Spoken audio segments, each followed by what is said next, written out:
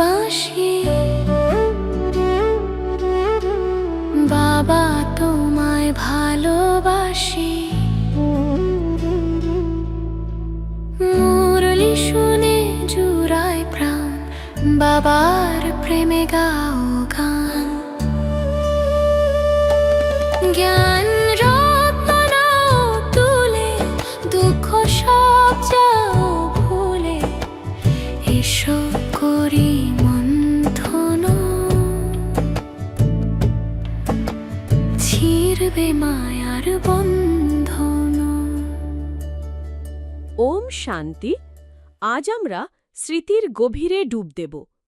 ফিরে যাব ১৯৬৯ সালের সেই শুরুর দিনগুলোতে, যখন অব্যক্ত বাপদাদা প্রথমবার কুমারীর সন্তানদের সামনে এসেছিলেন। হ্যাঁ, ১৯৬৯ সাল ভাবতেই একটা অন্যরকম পবিত্র শিহরণ জাগে। ঠিক যেন সেই সময়ের বায়ুমণ্ডল, সেই প্রথম ভাট্টির তীব্র তপস্যা আর বাপদাদা স্নেহপূর্ণ উপস্থিতিকে অনুভব করতে পারছি। এটা কোনো সাধারণ আলোচনা ছিল না, এটা ছিল এক নতুন যুগের সূচনার প্রথম পদক্ষেপ। একদম। আজ আমরা ১০ই মার্চ ১৯৬৯ সালের সেই অব্যক্ত বাণীর গভীরে প্রবেশ করব। বাপদাদা প্রথমবার কুমারী দলকে গভীর সাধনার ভাট্টিতে পেয়ে কি বলেছিলেন, তাদের জন্য কোনো ভবিষ্যতের ছবি এঁকেছিলেন। আর তাদের চেতনাকে কোন উচ্চতায় নিয়ে যেতে চেয়েছিলেন, সেই মূল সূত্রগুলো খোঁজার চেষ্টা করব। আমাদের আজকের এই আলোচনার উদ্দেশ্য হল বাপদাদার সেই প্রথম স্নেহপূর্ণ নির্দেশনার মর্মার্থ উদ্ধার করা। আজকের শিক্ষার যে মূল ভাবনা বাপদাদা দিয়েছেন, তাতেই যেন পুরো যাত্রার সারমর্ম লুকিয়ে আছে। বাপদাদা বলছেন, যারা তাদের পুরনো সংস্কার জয় করবে, কেবল তারাই ১ নম্বর হতে পারবে। বাহ! এই একটি বাক্যই তো এক বিশাল সাধনার দিকে ইঙ্গিত করছে। এটা শুধু একটা কথা নয়, এটা একটা সম্পূর্ণ রূপান্তরের আহ্বান। একদম। বাপদাদা শুরুতেই লক্ষ্যটা একেবারে স্পষ্ট করে দিচ্ছেন। তিনি কোনো ছোটখাটো পরিবর্তনের কথা বলছেন না, বলছেন সম্পূর্ণ আত্মপরিচয় বদলের কথা। আত্মপরিচয় বদল? হ্যাঁ, তিনি কুমারীদের বললেন, কেবল মেয়ে বা কুমারী এই পরিচয়ে আবদ্ধ থাকলে চলবে না। আচ্ছা। কুমারিত্বের যে পবিত্রতা, সেটাকে ভিত্তি করে নিজেকে বিশ্বমাতা রূপে দেখতে হবে। এই রূপান্তরটা কিন্তু খুব গভীর, কারণ কুমারী শব্দটা একদিকে যেমন পবিত্রতার প্রতীক, অন্যদিকে একটা সীমিত পরিচয়েরও ইঙ্গিত দেয়। ঠিক। কিন্তু বিশ্বমাতা এই শব্দটা শোনার সঙ্গে সঙ্গে চেতনাটা যেন প্রসারিত হয়ে যায়। একটা অসীম দায়িত্ব, অখণ্ড স্নেহ আর বিশ্বজনীন সেবার অনুভূতি আসে। বাপদাদা ঠিক তেই চেতনাগত লাফটার কথা বলছেন। তিনি বোঝাচ্ছেন, যদি তুমি নিজেকে কেবল মেয়ে বা কুমারী ভাবো, তবে সেবা করার সময় তোমার দৃষ্টি সীমিত থাকবে। কোথাও না কোথাও একটা আমার তোমার ভাব কাজ করবে। হ্যাঁ, একটা বিচ্ছিন্নতাবোধ কাজ করে। কিন্তু যখন তোমার ভেতরের সচেতনতা থাকে যে আমি বিশ্বের সমস্ত আত্মার পালনা করার নিমিত্ত, তখন তোমার দৃষ্টি, বৃত্তি আর কর্ম সবকিছু স্বাভাবিকভাবেই বদলে যায়। তখন আর কাউকে পর মনে হয় না। তার মানে এটা শুধু একটা নতুন নাম বা উপাধি নয়, এটা একটা সম্পূর্ণ নতুন অস্তিত্বে প্রবেশ করা। ঠিক তাই। যখন কেউ নিজেকে বিশ্বমাতা রূপে দেখে, তখন তার ব্যক্তিগত চাওয়া পাওয়া, ছোটখাটো মান অপমান, এগুলো তো অর্থহীন হয়ে যায়। একদম। তার একমাত্র লক্ষ্য হয়ে দাঁড়ায় বিশ্বের প্রতিটি তৃষ্ণার্থ দুঃখী আত্মার আধ্যাত্মিক পালন করা। বাপদাদা বলছেন, এই পুরনো দেহকন্যা ভাবনার সংস্কার জয় করাই হল ১ নম্বর হওয়ার প্রথম এবং সবচেয়ে গুরুত্বপূর্ণ শর্ত।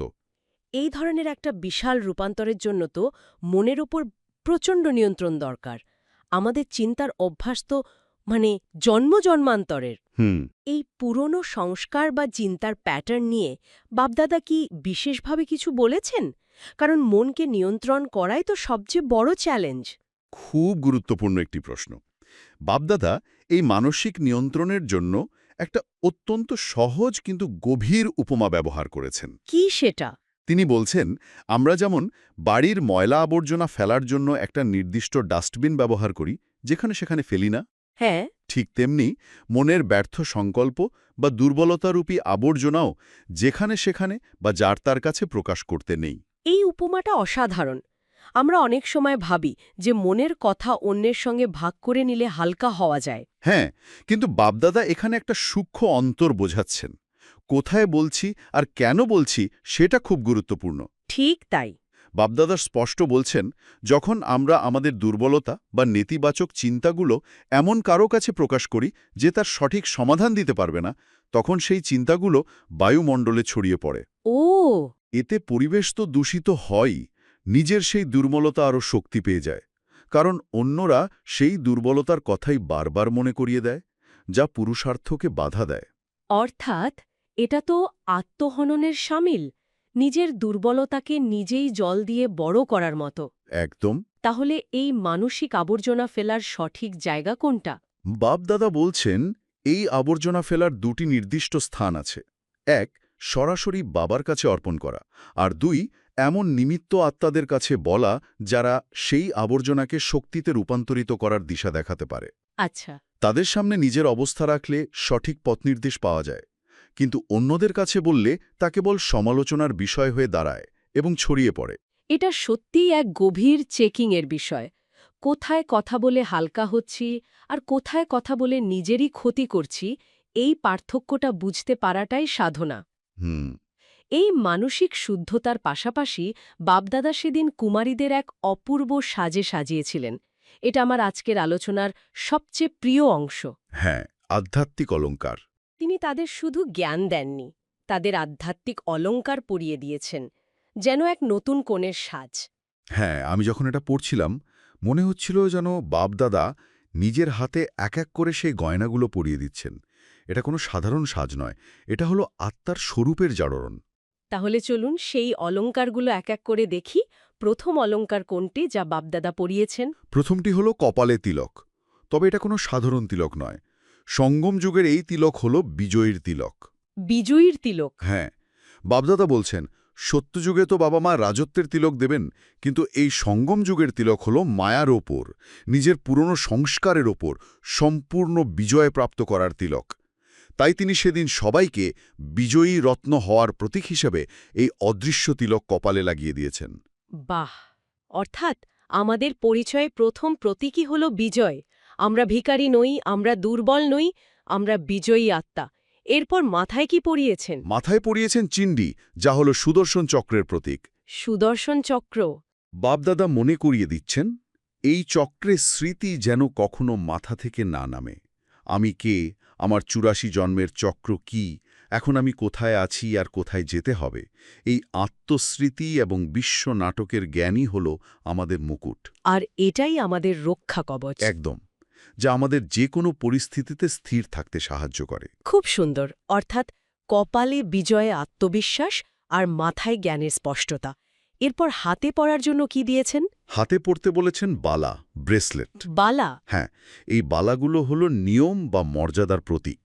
বাপদাদা এখানে খুব মজা করে বলেছেন, যে যত বেশি নিয়ম আর মর্যাদা পালন করবে তার হাতে তত বেশি বালা থাকবে। বাহ! আর তাতে তার আধ্যাত্মিক হাত আরও সুন্দর দেখাবে। কেউ একটা নিয়ম মানে তো তার হাতে একটা বালা, কেউ ১০টা মানে তো ১০টা। অর্থাৎ শ্রীমতের প্রতিটি নির্দেশ আমাদের জন্য বন্ধন নয়, বরং হাতের সৌন্দর্য বা অলংকার। এই উপমাটা কত মিষ্টি। আমরা সাধারণত নিয়মকে একটা বোঝা বা শৃঙ্খল মনে করি।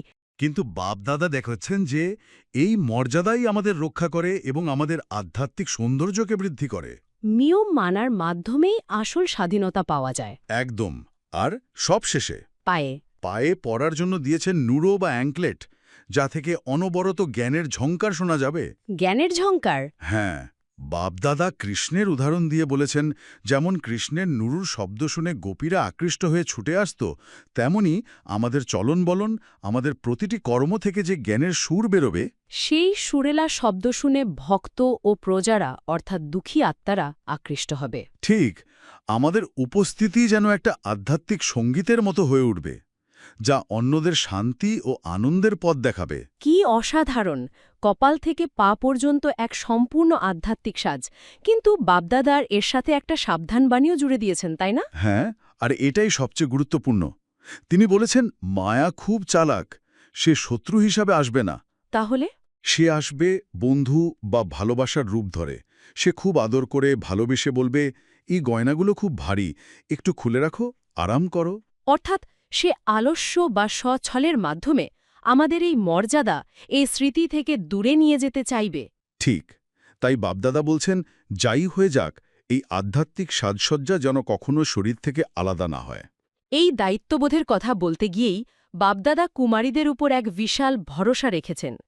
তিনি বলেছেন, যদি এত কুমারী নিখুঁত শিক্ষক হিসেবে আবির্ভূত হয়, তাহলে এই পুরনো পৃথিবীর ধ্বংস বা পরিবর্তন কত দ্রুত ঘটবে।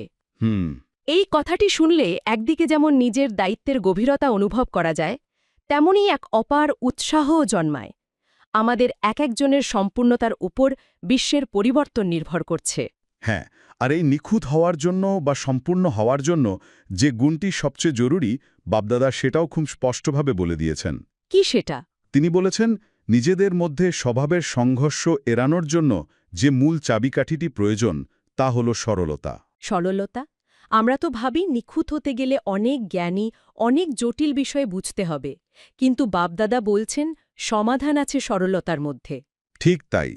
বাপদাদা বলছেন, বুদ্ধি যত সরল হবে, দৃষ্টি যত সরল হবে এবং বাণী যত সরল হবে, জীবনের সংঘাত তত কম হবে। জটিলতা বা কুটিলতা থেকেই সংঘাতের জন্ম হয়। একদম। যখন আমরা অন্যের দোষ না দেখে তার গুণ গ্রহণ করার দিকে মনোযোগ দিই, তখন সম্পর্কগুলো সহল হয়ে যায়। বাপদাদা এখানে সীতার একটি খেলনার খুব সুন্দর উদাহরণ দিয়েছেন, তাই না? খেলনাটি এমন ছিল যে রামের দিকে মুখ করলে সেদিকেই ঘুরে থাকত, আর রাবণের দিকে মুখ করলে অন্যদিকে মুখ ফিরিয়ে নিত। ঠিক তেমনি আমাদেরও গুণের দিকে, ভালোর দিকে মুখ করে থাকতে হবে, আর দোষ বা নেতিবাচকতা দেখলে বা শুনলেও মুখ ফিরিয়ে নিতে হবে।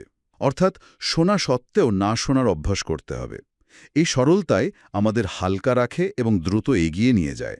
তাহলে আজকের এই গভীর আলোচনার সার কথা যদি আমরা এক জায়গায় করি, তাহলে কয়েকটি মূল সূত্র উঠে আসছে। হ্যাঁ, প্রথম এবং প্রধান সূত্র হল নিজের পরিচয়কে কুমারী থেকে বিশ্বমাতায় রূপান্তরিত করা। এই এক পরিবর্তনেই আমাদের দৃষ্টি, বৃত্তি এবং স্মৃতি সবকিছু বদলে যাবে। আর দ্বিতীয়ত, সর্বদা বাপদাদার দেওয়া জ্ঞানের অলঙ্কারে সজ্জিত থাকা। অর্থাৎ কপালে বিজয়ের তিলক, মাথায় সুদর্শন চক্রের চিণ্ডি, হাতে মর্যাদার বালা এবং পায়ে জ্ঞানের নুরো, এই 4টি অলঙ্কারকে নিজের জীবনের অঙ্গ করে নেওয়া। আর তৃতীয়ত, মনের ব্যর্থ চিন্তার আবর্জনা সঠিক স্থানে মানে বাবার কাছে ফেলে দিয়ে নিজেকে এবং পারিপার্শ্বিক পরিবেশকে নির্মল রাখা। এই 3টি বিষয়ই আমাদের সেই 1 নম্বর বিজয়ী হওয়ার পথে গিয়ে নিয়ে যাবে, যার কথা বাপদাদা শুরুতেই বলেছিলেন। পুরো বিষয়টা একেবারে স্বচ্ছ হয়ে গেল। এটা শুধু 1969 সালের কুমারীদের জন্য নয়, আজও প্রত্যেক আধ্যাত্মিক শিক্ষার্থীর জন্য ততটাই প্রাসঙ্গিক। একদম। এই শিক্ষাগুলো কালাতীত। এগুলো কোনো নির্দিষ্ট সময় বা ব্যক্তির জন্য নয়, বরং প্রতিটি আত্মার উন্নতির জন্য এক শাশ্বত পথনির্দেশ। আজকের আলোচনার পর একটা প্রশ্ন মনে থেকে যায়। বাপদাদা যে জ্ঞানের অলঙ্কারের কথা বললেন, সেগুলো তো অদৃশ্য, সেগুলো অনুভবের বিষয়।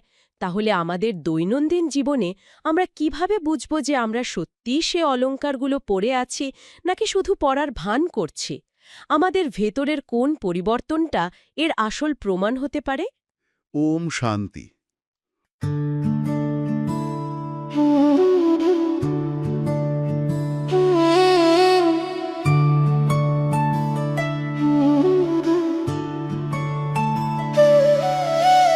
মধুবনে বাজে বাঁশি, বাবা তোমায় ভালোবাসি। মুরলি শুনে জুড়ায় প্রাণ, বাবার প্রেমে গাও গান। জ্ঞান রত্ন নাও তুলে, দুঃখ সব যাও ভুলে, এসো করি মন্থন, ছিড়বে মায়ার বন্ধন।